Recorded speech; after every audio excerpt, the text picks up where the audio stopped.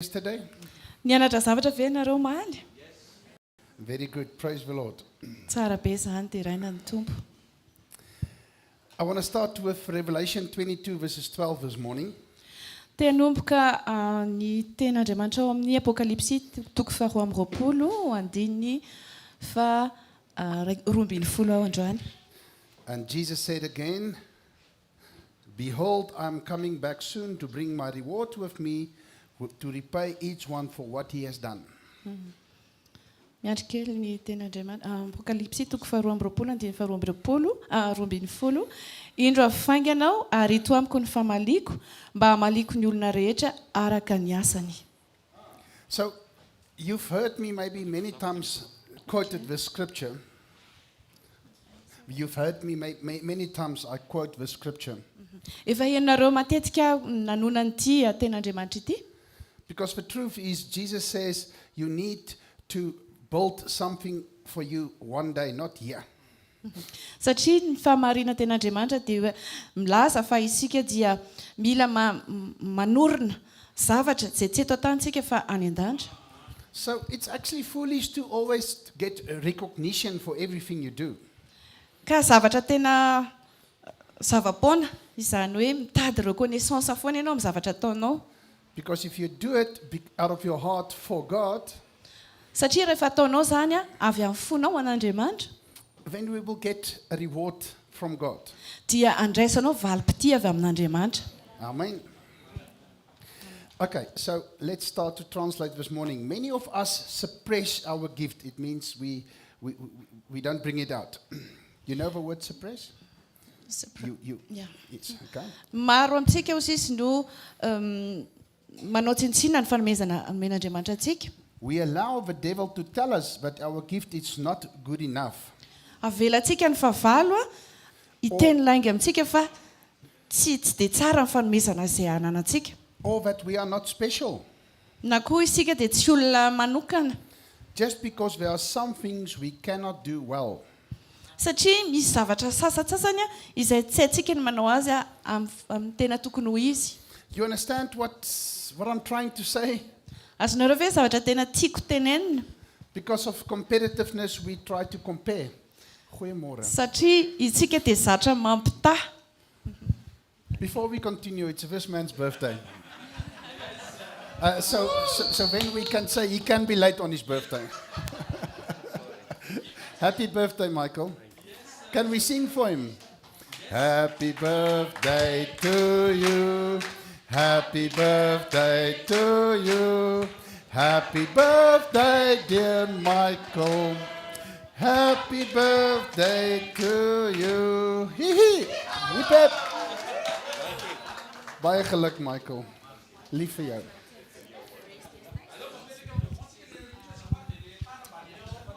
We can pray for him afterwards.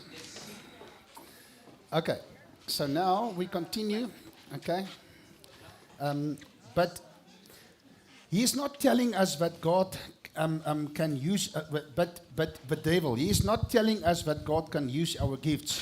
Ny devoly dia tsy miresaka amintsika mihitsy hoe afaka ampiasain'Andriamanitra ny fanomezam-pahasoavana izay ananantsika. No matter how small, Na dia kely aza le izy, to do great things. dia afaka anaovan'Andriamanitra zavatra ngeza foana.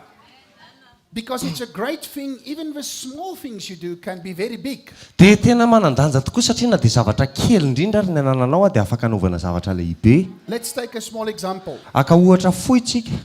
Now, she comes here. Izy zao tonga eto. She didn't have a good night rest. Mety hoe tsy dia natory tsara izy tamin'ny alina. She's not feeling well. Tsy dia salama tsara. She's sad. Mety hoe malahelo izy. And now you see her. Dia ianao zao mahita azy. But you don't use your gift to just say good morning again. Dia tsy ampiasainao akory amin'ny fanomezam-pahasoavana izay anananao miteny aminazy hoe salama tsara ve ianao amin'ity maraina ity? What is wrong this morning? Inona kay mampalahelo anao? You look sad. Ohatra mampalahelo zany ianao manko. You want to talk about it? Tianao resahana nga le izy. Can we pray about it? Afaka hoentina mbavaka ve le izy? And you encourage that person. Dia ampahirezinao le olona. If you didn't do that, Raha ohatra hoe tsy nataonao le izy, the ways he feels will increase the whole day. Dia le zavatra tsapana dia hitomby ihany ao anatin'ny tontolo andro. And Many times even depression. Dia indraindray a tafalatsaka ao anatin'ny fiasantsaina lalina azy izy. Start with a small feeling. Manomboka amina zavatra kely, fahatsapana kely. But the devil is very good in using that against that person so that he can start feel heavy.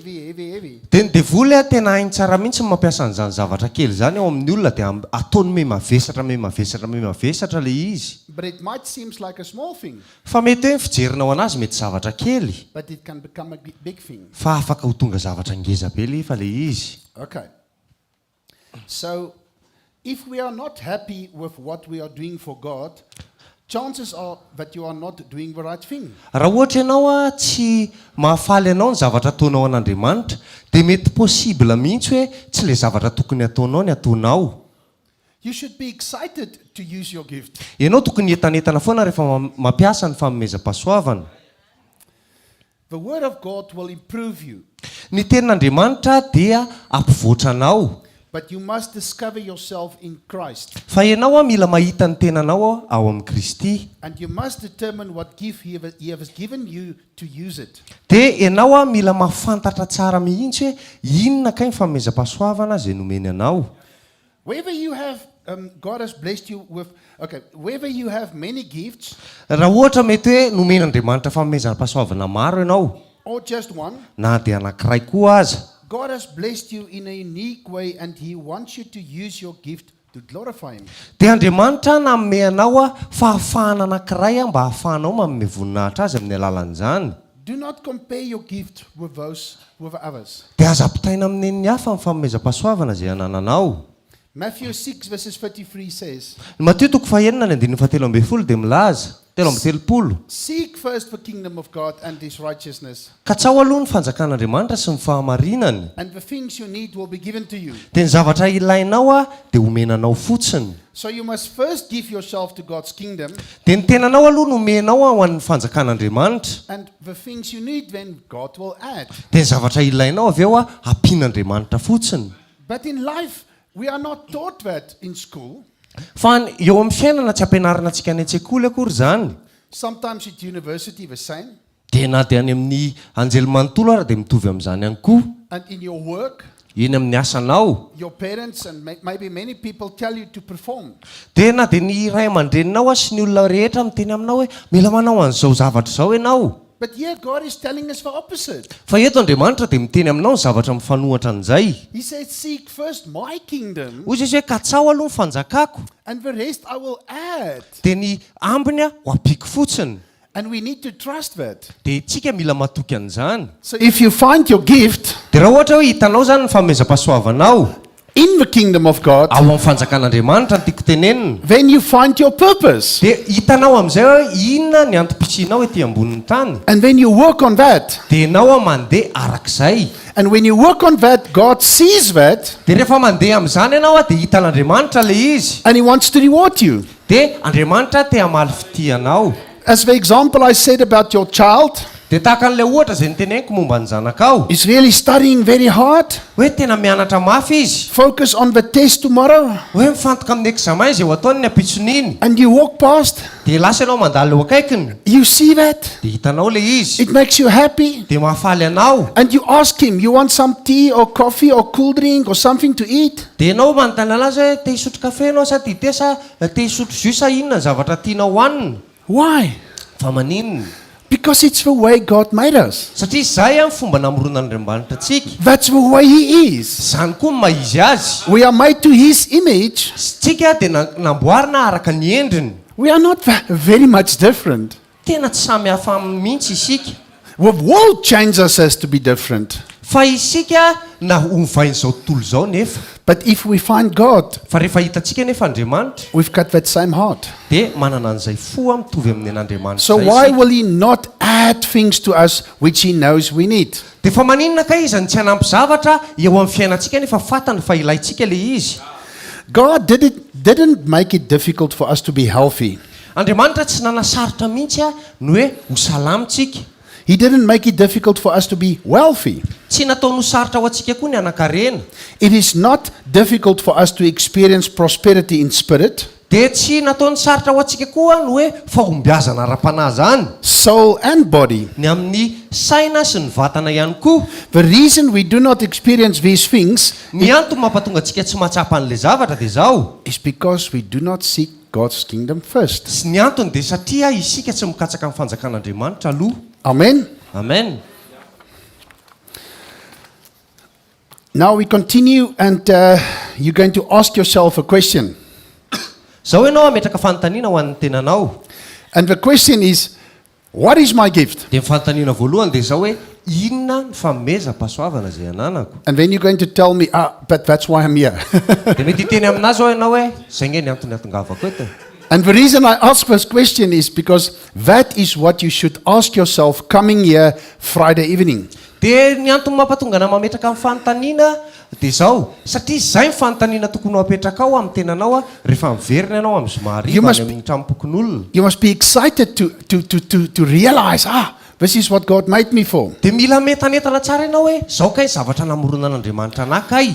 In 2 Timothy 1 verses 6, Ao amin'ny Timoty 2:1-5 Paul is encouraging Timothy to use his gift of grace. dia i Paoly dia mampirisika ny Timoty hampiasa ny famomezam-pahasoavana izay ananany. We must accept that God has given us each a gift, Dia mila manaiky zany tsika hoe nomen'Andriamanitra fanomezam-pahasoavana isika tsirairay avy. but we must pursue that ourselves. Fa isika ny mila manenjika an'izany hatateraka an'izany. If you do not know what your gift is, Raha ohatra zao tsy fantatra hoe inona ny famomezana izay anananao, find it out as soon as possible and do not miss out on what God has planned for you. dia mila katsahanao fatratra zany ataonao mihitsy zay fomba hitanao an'izany farak'izay aingana mba hahatonga anao tsy ho diso amin'ny planin'Andriamanitra ho an'ny fiainanao.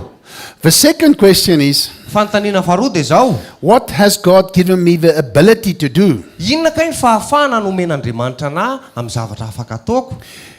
You know what you are doing well and also enjoy doing. Fantatrao tsara hoe inona zao ny zavatra manavanana anao sy mahafaly anao ny manao azy. If you do not know it yet, you should find as soon as possible. Raha ohatra tsy fantatrao koa zay dia mila fantarinao farak'izay aingana zany. To excel in our gifts, we must use them. Mba hahatonga anao hihoatra amin'ny famomezam-pahasoavana sy ahomby amin'ny famomezam-pahasoavanao dia mila ampiasainao le izy. We possess certain natural abilities, Isika zao dia manana fahafahana sy zavatra fahaizana ara-boajanahary. but important, Fa ny zavatra tena manan-danja. they do not develop on their own. Zany rehetra zany tsy hoe akory hoe miezaka fotsiny ho an'ny tenany. It doesn't grow by itself, Tsy mitombo fotsiny hoe eo mipetraka eo le famomezam-pahasoavana dia mipetraka eo dia mitombo fotsiny izy. and it doesn't grow by attending church. Tsy mitombo koa le izy hoe rehefa tonga any am-piangonana fotsiny ianao. It doesn't grow by praying. Tsy mitombo koa le izy rehefa mivavaka ianao. It grows by using it. Fa mitombo le izy rehefa ampiasainao. I want to show an example. Te haneo ohatra anankiray If I take like a plant raha ohatra zao maka hazo anankiray and I put it there, dia apetraka ao le izy. I don't put it in the soil and I don't give it water. Tsy apetraka ao anaty tany le izy sady tsy asiko rano tsy tondrahako. And I pray, God, I believe this will grow. Dia manomboka mivavaka hoe Andriamanitra za mino fa hitombo ty zavatra ty. And you put it on the table, Dia apetraka ao ambony latabatra le izy. and every day you pray. Dia isanandro ianao mivavaka. You pray. Dia mivavaka ihany. The question is, will it grow? Dia fanontaniana dia zao hoe aniry ve le izy hitombo? No. One day when you pray, God will tell you, Myndert, thanks for the prayer. Dia andro ianao rehefa mivavaka dia mety hamaly anao Andriamanitra hoe Myndert misaotra betsaka ny amin'ny mivavaka izay nataonao. Thanks for your faith. Misaotra ny amin'ny finoana ananao. But please take that plant and put it in the soil Fa mba mialatsiny mba alao le voan'le hazo dia mba hatovy ao anaty tany. and give it water, Myndert. Dia tondrao le izy ry Myndert. Thanks for the prayer. Misaotra ny amin'ny mivavaka. But this is the knowledge and the wisdom and understanding I give you. Fa ity ny fahendrena sy ny fahalalana sy ny fahaizana zay omeko anao, fahatakarana zay omeko anao. The third question is, Fanontaniana fahatelo dia zao, have I identified my passion? inona kaya ny zavatra mandrehatra ny fonao? We must be passionate about what we do. Ianao mila mirehatra amin'ny zavatra ataonao. Otherwise, we are not doing what we are called for. Satria rehefa tsy izay ny ataonao dia tsy ataonao zany ny zavatra nentsonanao. One day somebody asked me, if I stop all airplanes to come to Madagascar, what are you going to do? Dia nisy fotoana indray andro nisy olona nanontany anao hoe raha ohatra zao hoe tsisy vol tsony makany Madagasikara dia inona zany ny ataonao? I said to them, Hoy izy tamin'ny ry zareo dia ilomano. I'm going to swim because I'm passionate to come here. Tena andeha ilomano mihitsy satria tena mirehatra ho an'ity fireneny ity a. Question 4. Fanontaniana fahaefatra. I discovered my gift. If I've discovered my gift, Raha ohatra zao hoe hitako ny fanomezam-pahasoavana izay ananako. but now how can I use it to expand God's kingdom? Dia amin'izao amin'izay raha hoe ahoana kay ny fomba ampiasako Minute, an'izany a insert, if mba I discovered ahafahako a manitatra ny fanjakan'Andriamanitra. I just want to correct something there. Okay. Okay. All right, you did it as well. Okay. Sorry, we are just correcting. As we said, this is like a workshop.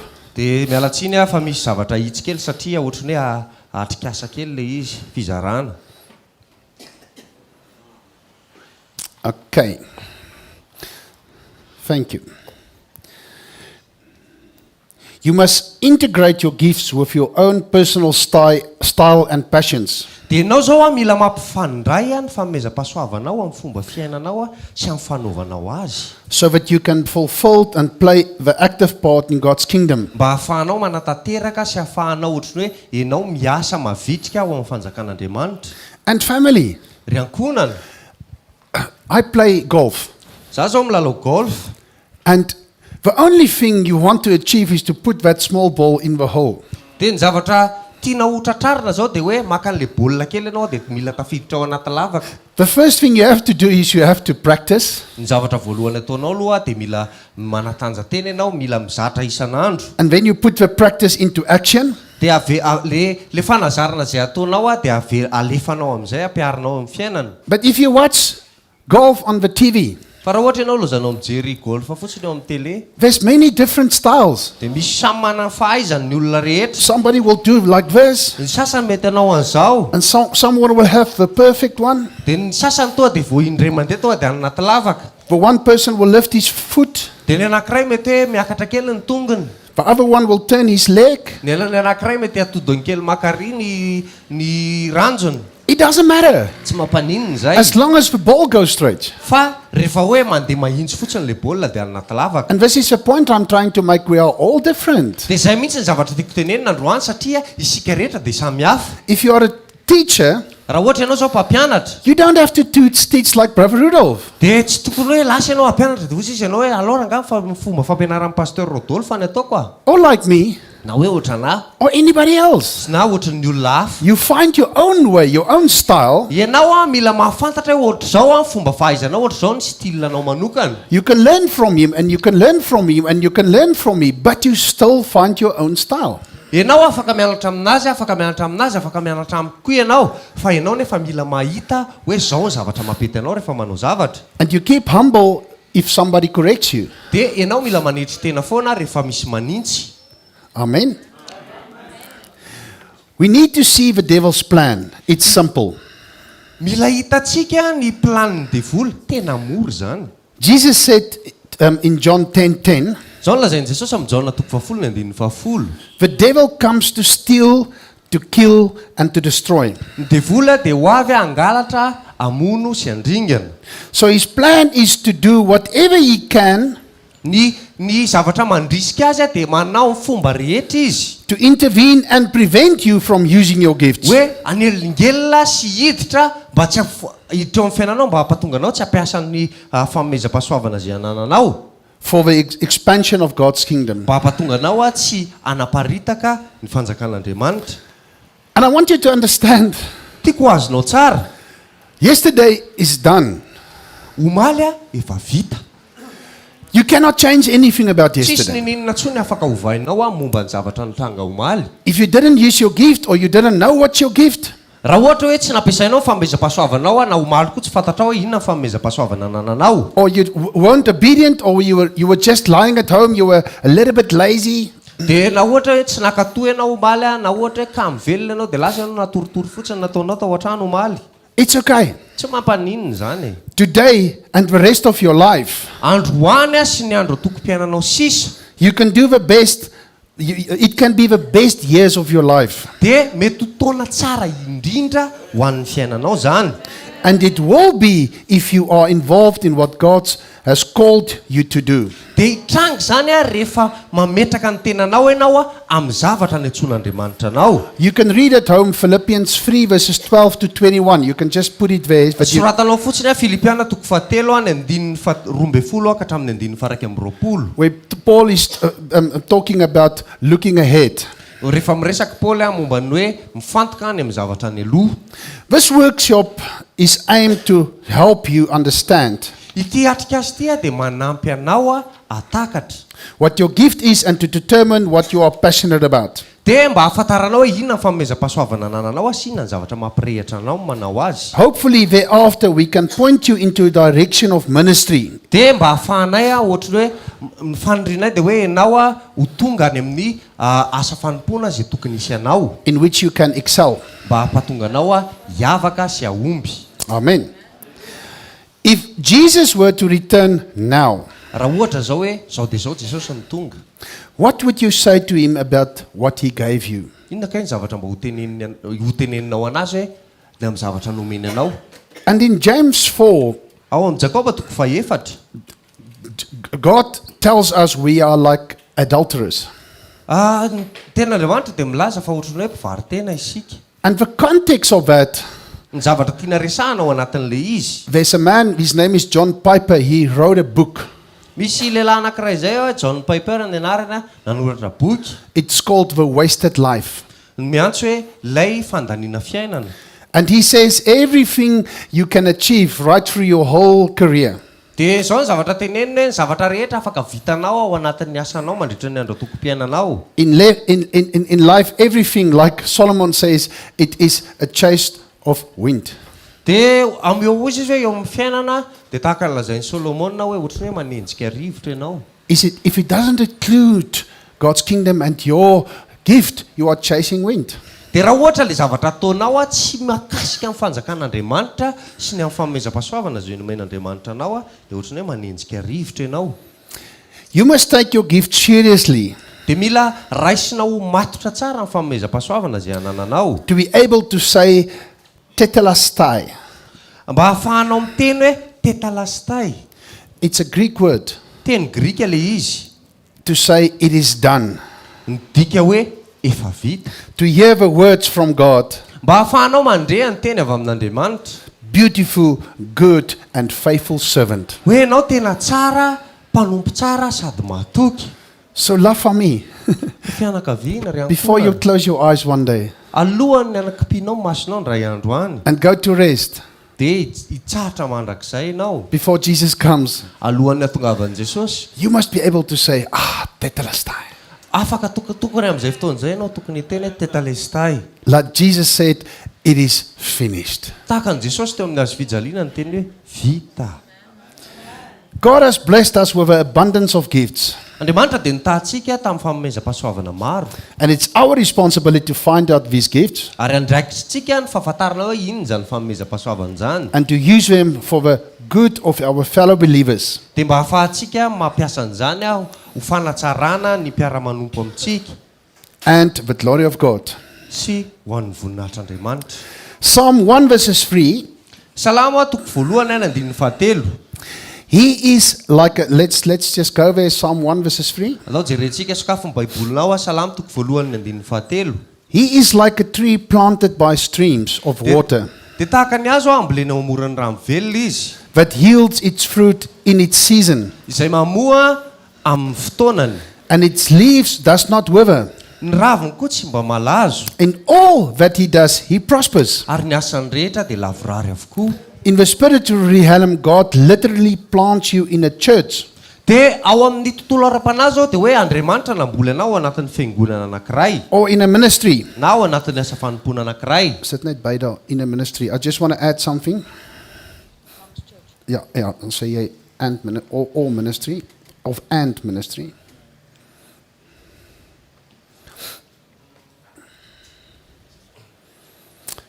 Thank you. Where he knows the water currents will nourish and enable you to develop. dia amin'izay fotoan'izay Andriamanitra mahafantatra tsara mihitsy hoe ny rano a zay omeny anao a dia manampy anao a hitombo a sy hivoatra and also grow. sy ampitombo anao. And as long as you stay planted there, Dia rehefa mijanona mifototra amin'izay ianao, everything you do will be prosperous. dia zavatra rehetra ataonao a dia ahomby avokoa. You understand what God is trying to say? Azonao tsara ve ny zavatra tian'Andriamanitra tenenina? Because He will plant you along the river, when the river is the church and the ministry and God's grace. Dia Andriamanitra ametraka anao a eo amina sisina rano anankiray, dia le rano a le asa fanompoana, le fiangonana, le fahasoavan'Andriamanitra. So don't be selfish and say, I want to do my own thing. Dia aza mba titeny zany ka hiteny amin'ny tenanao, za te hanao amin'ny fombako manokana. You know what I answer all my friends and family when they ask me, okay, you're going to Madagascar now, what are you going to do? Dia mba fantatrao inona ny zavatra avaliko ny olona zay manontany anao hoe zao anao ho an'i Madagasikara dia inona zany ny ataonao? I say, I don't know. Dia izy hoe tsy fantatro. But how can you not know? Dia izy hoe fa ahoana kay tsy afantaranao an'izany? No, I work with these people and they tell me what to do. Dia izy hoe za miara-miasa amin'ireo olona ireo dia ry zareo no miteny anao hoe zao ny ataonao. They put me in the places they need me. Dia apetraka ry zareo amin'ny toerana zay ilany anahy. I don't want to do my own thing. Za tsy dia hanao zavatra manokana akory. It's not my country, my town. Satria tsy fireneko le izy tsy toerana misy anahy, tsy toerana hipetrahako. I'm just the helper. Za manampy fotsiny. And this is what my attitude is when I come here. Izay ny fomba fisainako rehefa tonga aty. That's why I don't expect anything. I just come here to help. Zay ny mampatonga anahy tsy manantena ninina zany fa tonga fotsiny hanampy. So if you cannot say with certainty that God has planted you where you are, raha ohatra zany ianao ka tsy afaka milaza amin'ny tenanao marina hoe ianao a napetraka Andriamanitra maka eo amin'ny toerana anankiray, maybe you don't belong there. dia mety hoe tsy tokony hoe misy anao. Because if God did not if God did not plant you, you will die spiritually. Satria raha tsy Andriamanitra napamaka anao amin'ny toerana anankiray a dia ho faty ianao amin'ny ara-panahy. You know they say sometimes the church and the ministry is like wood. Mba fantatra hoe indraindray ny olona miteny hoe ny fiangonana sy ny asa fanompoana dia tahaka ny hazo On a fire. mirehatra. You know that example? Fantatratsika ve zany ohatra zany? So if you take one piece of wood, you take it away from the fire. Raha ohatra zao ianao a maka hazo kely anankiray a dia esorinao hiala ao anaty afo, It's burning, mirehatra le izy, but it will die soon because there's nothing next to it to help it burn. fa ho faty tsy ho ela le izy satria tsy misy manampy azy hirehatra. And this is why we need each other. Zay mampatonga antsika tsirairay avy mila ny tsirairay avy. I cannot grow if you're not here. Tsy afaka mitombo raha tsy tonga eto ianao. I can start here and teach and teach and teach, and there's nobody here. I will stop. At one stage, I will say, Myndert, are you mad? Raha ohatra izy zao tonga eto aho hoe lasa mampianatra dia amin'ny fotoana anankiray mety hijanona dia hiteny amin'ny tenako ry Myndert afangahy ianao. Something wrong with you because nobody is listening. Ianao nga ohatra misy fahavoazana kely zany ny sainao fa ohatrany hoe tsisy olona menanao akory nefa ianao milalalala eo fotsiny. And also, I cannot grow. Dia za koa tsy afaka mitombo. God knows you and the seed He has invested in you. Dia Andriamanitra mahafantatra anao a sy ny vozy nafafiny tao anatinao. And He knows where your seed will grow Dia fantany tsara hoe aiza ny tokony hitombon'ny voanao. and yield in hundredfold. Dia mba hampatonga anao a anana vokatra avy zato eny. Do not sow your seed in soil that yields 30 or 60-fold. Aza vela fotsiny ny voanao a vokatra ao anatina tany hoe 30% na 60%. But rather in soil that yields hundredfold. Fa mba raha manantena ihany ianao dia aoka ao ambolenao anatina tany zay mavokatra 100 isan-jato. This is the only time in the Bible that it's not greed. Zay ihany amin'ny fotoana ao anatin'ny Baiboly no miresaka hoe tsy fitiavan-tena le izy na filan-dratsy. So, example, Ohatra anankiray zao, if you've got a small piece of land raha ohatra zao ianao manana tany kely and you plant some beans dia ohatra hoe lasa ianao mamboly tsaramaso, and it brings like 30-fold, dia raha ohatra hoe mahazo 30% ianao, and you take another piece, dia lasa indray ianao maka tany kely anankiray, you sow the same seed, dia alainao ihany le vo teo le voana tsaramaso teo, it's bringing 60-fold. dia mavokatra 70 isan-jato. Then you take another field, Dia lasa indray ianao maka tany hafa, you put the same seed, dia apetraka ao ihany le voana tsy tovy amin'iny ihany, it brings you 100-fold. dia lasa 100 isan-jato amin'ny vokatra zay azonao. Why will you say, no, I want to plant here because it's good enough for me? Dia fa manina ka ianao hiteny amin'ny tenanao za le eo to amin'le 30 isan-jato satria ty moatra mba mety amiko. Is it wise? fa indrena ve zany. So the example I'm using is so that you can prosper in your gifts. Dia ny ohatra zay raisiko a dia mba hampatonga anao a hivoatra sy ahomby amin'ny fanomezam-pahasoavana zay anananao. Long time ago when I was still growing, Taona maro lasa tamin'izaho mbola nitombo. I was very passionate. Tena nirehatra. I wanted my faith to grow. Tena tiako ny finoko a nitombo. But unfortunately, the pastor in that church, Fa mampalahelo dia zao, le pastera tao anatin'ilay fiangonana. he didn't like me. Tsy tiany a. And one day I asked him, why you don't like me? Dia iray andro nanontany anazy fa maninona ka ianao tsy tia ahy? He says, you are too excited. You try to take over my ministry, my church. Dia ozy izy hoe taminao hoe ianao diso be tanentana loatra fa ianao tia angamba tianao alaina mihitsy ny asa fanompoka ka. I said, it's not true. Dia ozy taminazy hoe tsy marina zany. I'm not even thinking that. Zaho raha tsy mbola nieritreritra an'izany akory. He says, I see you. I see you. Dia ozy izy hoe zaho mahita anao, hitako tsara nge nataonao, hitako tsara. And the devil made me to stop.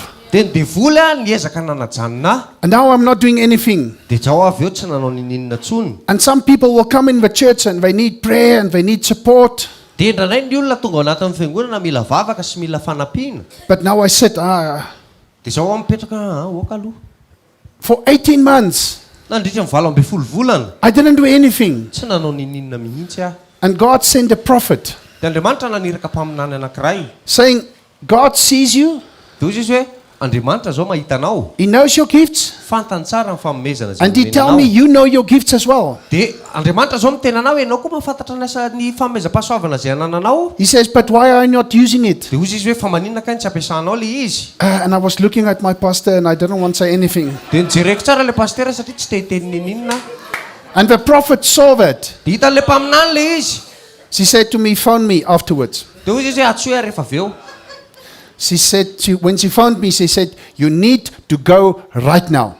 Dia hoy rehefa niantso anazy avy eo dia ozy izy hoe mila miala ianao azo dia zao. Because if you plant seed Satria rehefa mamafy voa ianao. and somebody comes and he kicks it and he takes it, Dia raha ohatra misy olona zao dia tonga dia hitsakitsahany fotsiny le izy dia takadakany. you will not grow. Dia tsy tombo mihitsy zany. And you should take responsibility because you are going to stand alone with God one day. Dia ianao mila mandray fanapa-kevitra sy andraikitra satria ndray andro any ianao rehefa eo amin'ny fitsaran'Andriamanitra ianao sy izy nijoro ao. You're not going to take your leader with you and say, come, we must check our seat. Dia tsy lasa ianao akory dia resaka amin'ny mpitarika anao dia hiteny andao mba hiaraka amiko aloha, andao mba jerena kely hoe inona le vona fafintsika teo. He might say, I don't even eat beans. Dia mety hiteny hoe zaho raha tsy tia tsaramasoko. I'm not interested in your... Zaho tsy miinteresse ana ny voa fafinao.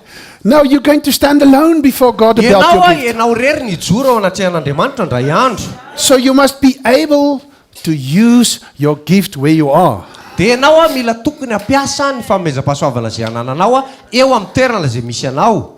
John 15 verses 16 says, Ny Jaona 15:12 dia milaza you did not choose me. hoe tsy nareo akory nifidy ahy, I chose you fa zany no nifidy anareo. and appointed you to go and bear fruit. Ary nanendry anareo mba hanananareo vokatra. Fruit that will last. Vokatra zay aharitra. So what the Father will give you whatever you ask in my name. Dia ny ray ame anareo ny zavatra rehetra zay angatahanareo amin'ny anarako.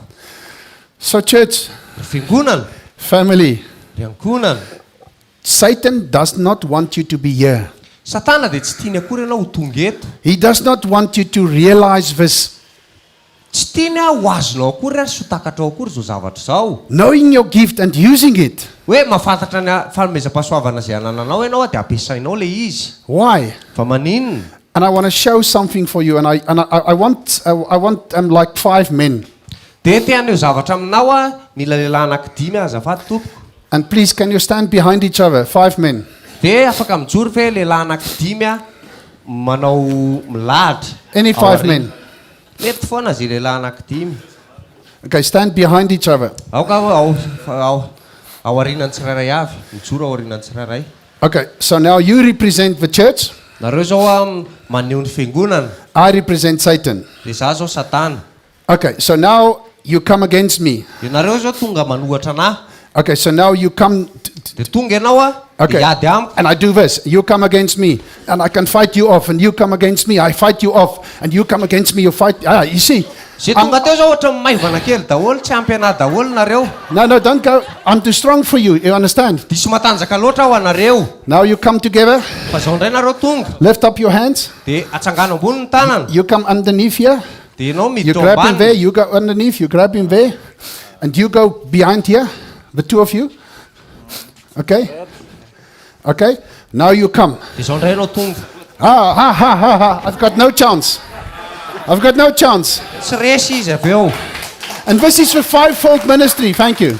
Zay a le asa fanompona anankidimy.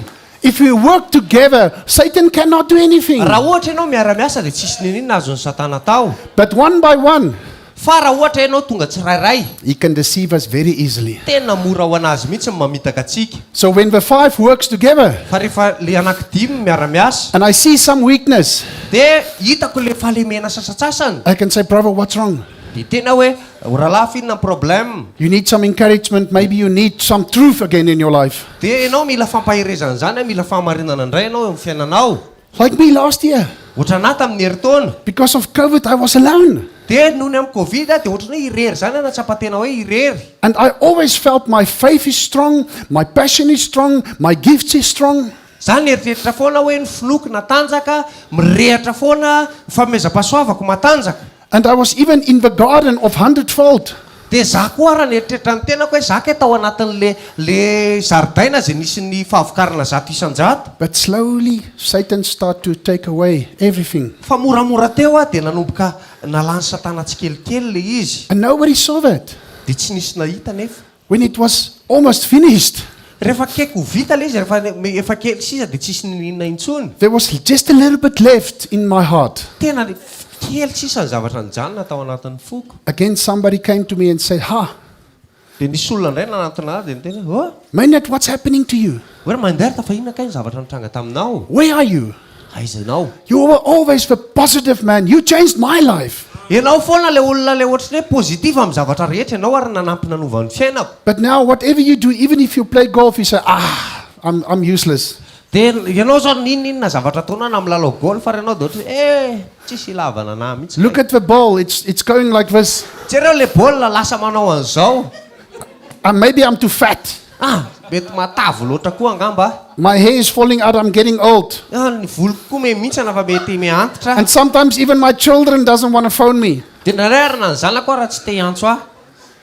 And I work with people every day, encouraging them. Dia zany efa miara-miasa aman'olona isan'andro mampahery olona. But this time, I was the weak one because I was alone. Dia tamin'ity fotoana ity dia zaka le nalema satria irery. But that person used his gift Fa zay olona zay nampiasa amin'ny famezam-pahasoavany to put me back in order. mba ampiverina anandray ao amin'ny lalina tokony ho izy.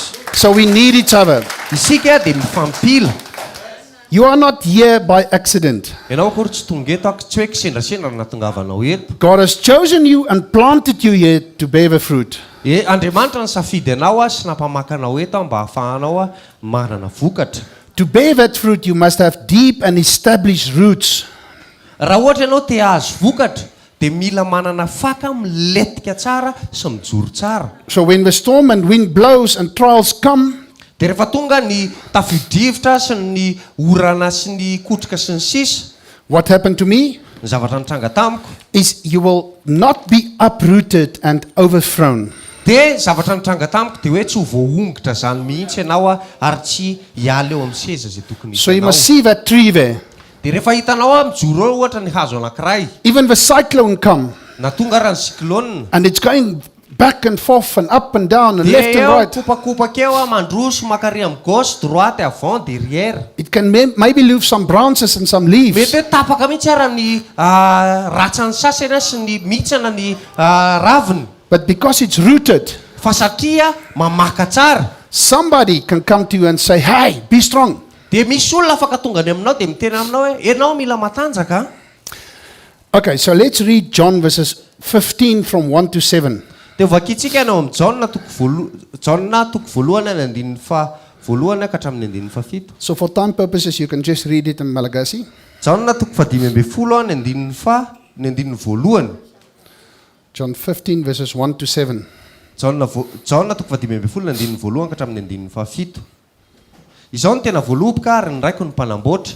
Ny sampany rehetra eo amiko izay mamoa dia esorina. Izay tsy mamoa dia esorina. Fa ny sampana rehetra izay mamoa kosa dia amboarina mba hamoa bebe kokoa. Efa madio rahateo ianareo noho ny teniko izay nolazaiko taminareo. Tomera amiko ary izao aminareo tahaka ny sampany tsy mahay mamoa ho azy dia toy izany koa ianareo raha tsy miray amiko. Izao ny voaloboka ianareo ny sampany izay miray amiko ary izao aminy dia mamoa be izy. Fa raha misaraka amiko kosa ianareo dia tsy mahay manao na inona na inona. Raha misy tsy miray amiko dia ariana eny ivelany tahaka ny sampany izy ka malazo ary angonina izy atsipy ho ao anaty afo dia ho may. Raha miray amiko ianareo ka mitoetra ao anatinareo ny teniko dia angatao izay tianareo na inona fa ho tonga aminareo zany. So a Christian can be in one of 3 categories. We finish off with this today. Amaranantsika anazy androana dia ny kristianina dia tafapetraka ao anatin'ny sokajy anankitelo. You can be a fruit-bearing Christian. Ianao dia ohatra hoe afaka ho kristianina izay tena mitondra vokatra be. And what does it mean to be a fruit-bearing Christian? Dia inona kay ny dikany hoe ianao kristianina izay mpitondra vokatra? Simply to do the word. Dia ny dikany hoe manateraka ny teny fotsiny ianao. Pray. Mivavaka. Witness. Mijoro vavolombelona. Pay your give to the church. Dia omenao amin'ny fiangonana, ampiasainao amin'ny fiangonana ny fanomezam-pahasoavana izay anananao. Give to others. Sy ho an'ny hafa. And love one another. Dia mitia ny hafa ihany koa. Then the second one dia ny sokajy faharoa is a Christian in a pruning process. Dia ilay kristianina izay ao anatiny hoe fanapahana ny ratsany. To be pruned sometimes Indray rehefa hoe tapahana le ravina hazo anankiray. Hurts. Le raviny. It's not easy tsy mora le izy. To accept it.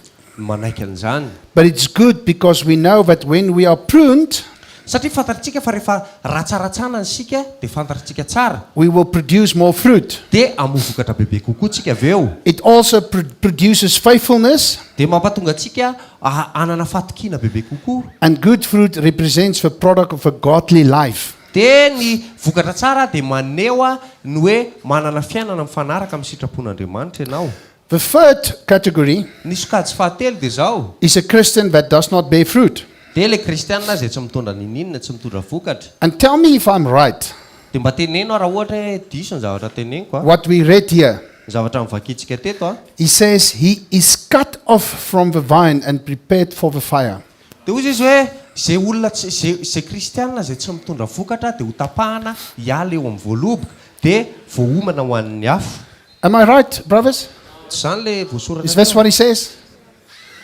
So this is not to end off for today. This is not to say to you, maybe you are that person. Tsy zany akory ny tiana mararana androany hoe ianao mety ianao le olona le efa any anaty afo. You ask yourself, where am I? Fa ianao mila mametraka fanontaniana amin'ny tenanao hoe aiza kay ianao. And the good thing, ny zavatra tsara ao anatin'izay dia zao. if you are doing nothing with your faith, raha ohatra tsy ataonao ninina amin'ny finoanao, and you've got almost no fruit, dia ohatra hoe tsy manana na vokatra ary ianao na dia kely akory aza. I once was working with one man. Ndray andro zay niasa niaraka tamina lehilahy anankiray. I started to work with him and we started to cut some of the things off in his life. Dia nanomboka niara-niasa tamina dia nanomboka nanapatapaka ny zavatra sasatsasany teo amin'ny fiainany. He didn't improve yet. Dia mbola tsisy hoe fivoarana akory teo aminy tamin'izay. He didn't change yet. Tsy mbola hoe nisy fiovana teo amin'ny fiainany. And after a couple of months, dia taorian'ny volana vitsivitsy, he came to me one morning dia tonga taty amiko izy andray maraina. and said, Myndert, that big tree, dia hoy izy taminao hoe Myndert, le hitanao le hazo ngeza be. it's now this small. Dia izy hoe ohatra izao sisana be. There's almost nothing left. Tena ohatra ny hoe efa tsisy tsony, tsisy ninina tsony. I said to him, it's still okay Dia hoy izy taminazy hoe mbola mety any zany nefa. because I can see it's green. Dia satria za mahita an'ilay izy maitsomaitso le izy. Now you can start to build a new life in Christ. Dia ianao zao afaka manomboka manangana fiainana vaovao amin'ny Kristy. And today he's bearing lots of fruit. Dia amin'izao fotoana izao izy tena mamoa be mihintsy. And he was also one of the people Dia izy koa anisan'ny olona that before we start to prune, talohan'le nanomboana an'le fanapatapahana. he was very arrogant and he was going to church but not really attending. Izy somary be taimbava zay a, dia ohatrany hoe tonga any am-piangonana ihany izy a, fa tsy ohatrany hoe tsy tena manatrika, tsy tena eo. Not really paying interest. Tsy dia miinteresse anazy, tsy dia mahaliana anazy ny zavatra atao. I didn't even tell him I'm going to Madagascar. Zara tsy nitena anazy any dia ho amin'ny Madagasikara, He heard it, fa henony fotsiny le izy. and his gift is a giver. Dia ny asa famezam-pahasoavana zay ananana dia ny hoe famezam-pahasoavana manome. And he said, Myndert, I heard you're going to Madagascar. Dia hozy izy tamiko hoe Myndert, henoko hoe andeha ho any Madagasikara ianao. Can I please contribute Afaka mandray anjara ve a? to support you or your family? Dia mba ahafahako a manampy anao a na ny ankonanao. And immediately he was planting some more.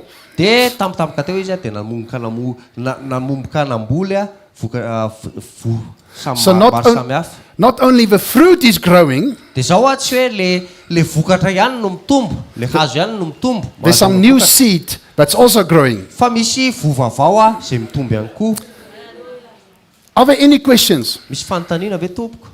Because this is a workshop, it's not a church meeting. Satria fizarana ty fa tsy hoe akory hoe fivoriam-piangonana azafady. Any questions? Fanontaniana afaka apetraka daholo ny fanontaniana. Don't be menatra. Aza menatra. Is it all clear and all good? Mazava tsara amintsika daholo ve sa mety tsara amintsika daholo ny fanazavana? Thank you for helping to translate. Misaotra betsaka ny amin'ny fanampiana ny fandikana teny. Thank you for your translation. Thank you. Can we, brother, can we pray for him? Can we all just stand and let's pray for our brother? And before we pray, you can translate. Alohan'ny vavahantsika, I've met this man when he was still like almost 17. 19. He was 19. fotoana ny olana voalohany a tamin'izaho 20 taona. And I met him while I was teaching there in the upper room. Dia niona tamin'ny tatsabe oririka. And then afterwards, his spiritual mom came to me with him. Dia taorianan'izay dia niaraka tamin'ny mama Gizela. And I immediately saw in his eyes, Dia hitako a tao anatin'ny masony, this man is very hungry. tena mangetaheta ity lehilahy ity. Not for bread or meat. Mety hoe akory hoe mofo na hena.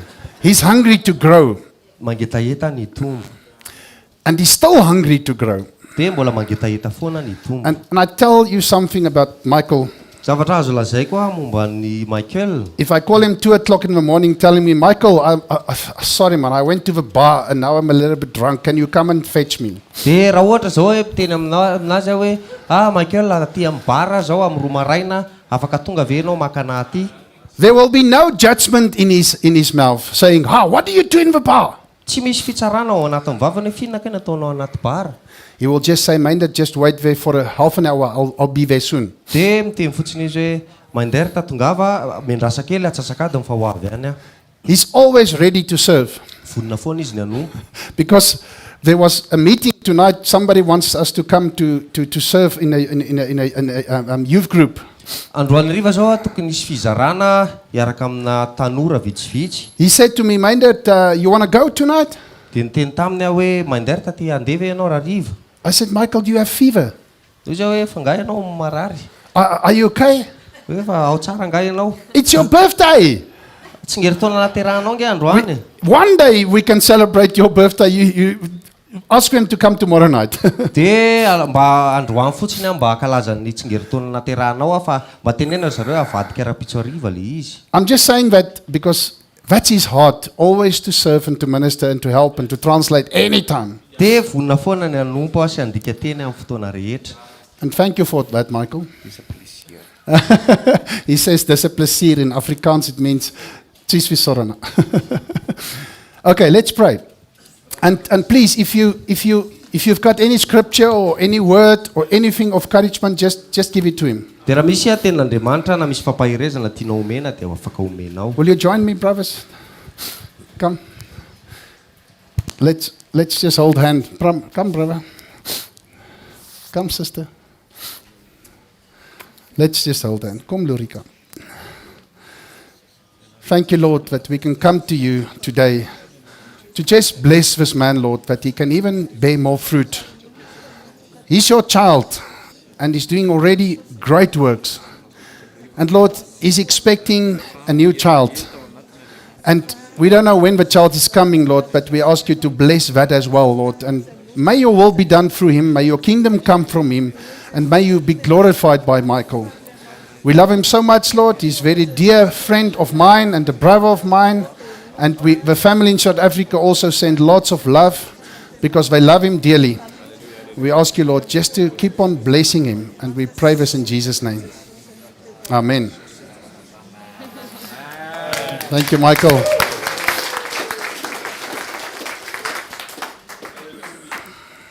Thank you.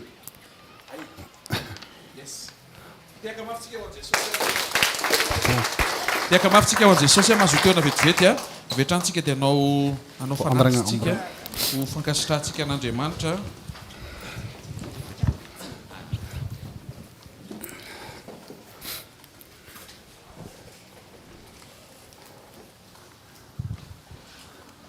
Firy mifaly aloha fa nanatrika teto androany e. Tena tombotsoa be ny fahafahantsika nandray ny teny nandritry ny izay niarahana tamin'ny mpanompon'Andriamanitra izay mbola mitohy izao zavatra omeny tompo antsika izao amin'ny zoma sy amin'ny sabotsy. Amen. Tena tsara tsika mitombo dia alatsinainy mamarana. Alatsinainy mbola mamarana. Tena raiso tombotsoa ny fisian'ny fotoana ohatran'izao dia ataovy tonga ianao raha ataontsika tena tsy afaka dia mba miverena mijery sur Facebook raha tena tsy afaka mba mangalay MP3 raha tena tsisy vitanao zay dia mijanona vedety ianao miresaka amiko. Amen. Efa inona loatra amin'izay tsy vitanao dia mahazo ianao fahasoavana avy amin'ny tompo azonao tiako tenenina tsisy excuse zany tsisy excuse ataovy sy azo atao raisy le teny dia apiaro le teny moe. Amen. Tena andeontsika androso efa akaiky ny fiverenan'i Jesosy hitondra tatitra tsika hoe nomeko fifaliana ianao dia nampiasainao tamin'inona dia mila mitatitsika hoe nampifaliako mpiarabelona vady aman-janako mpiaramanompo ny olona eny an-dalana nampifaliako ny mpitondra. Amen. Azaho dina fanina izay mission anankiray izay tsy hoe falifaly eto ianao mila mihavana amin'ny olona rehetra zany to dia efa mandeha daholo ny tsindrona sy ny pilule sy ny anina rehetra natao tsara fanahintsika en toute circonstance. Amen. Faly raha manatrika tsika amin'ny zoma sabotsy dia tahiny tompontsika tsiraray avy tonga dia hisaotra azy misaotra betsaka foana ataona isan'andro ny fisaorana. Tena mbola hisaotra izay amin'ny fiafaran'ilay fotoana mihitsiny satria tena feno ny zavatra omenao anay ary tena hitanay mihitsy fa tena mentanentana be ianao miaraka aminay dia mety mangingina zareo reo hoe fa mandray be daholo reo enjana be reo hoe tia an'Andriamanitra zareo reo hoe fa tena mila n'ilay zavatra nyzarainao reny satria draindray hoe le hafanampo tsy hay hoe alefa iza. Yes. Fa nandritra n'izay leny rahantsika hatreto izay dia misy fahazavana tonga ao anatin'ny olona dia amin'ny anaran'ny asa fanompoana misaotra betsaka. Amen. Raha falitsika dia tsika itiaka mafy tsara ho an'i Jesosy manasa azy ametraka ny blessing farany dia mirafitsika. Thank you. Let's pray. Let's give vavaka. Our Heavenly Father, we are thanking you for this opportunity to be here. Rainay izay ny an-danitra misaotranao zany amin'ny fahafahana izay hatongavana eto. It's a privilege to hear what you want to say. Tena privilège ho anay zany hoe maheno ny zavatra tianao tenenina zany. Through your word, Jesus, and through your example. Amin'ny alalan'ny teninao sy amin'ny alalana ohatra izay naseho anao. We are here to follow. Eto izay anaraka. And we are here to say, here I am, Lord, use me. Eto izay hiteny hoe ty izay tompo ampiasao. Bless us during this day. Taio izay amin'ny tontolo andro ty. So that we can be a blessing for others. Mba hatonga anay ho fitahiana ho an'ny hafa. We pray this in Jesus' name. Ataonay izay amin'ny anaran'i Jesosy. Amen. Amen.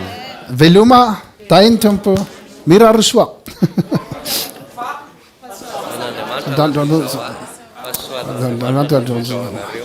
Amen.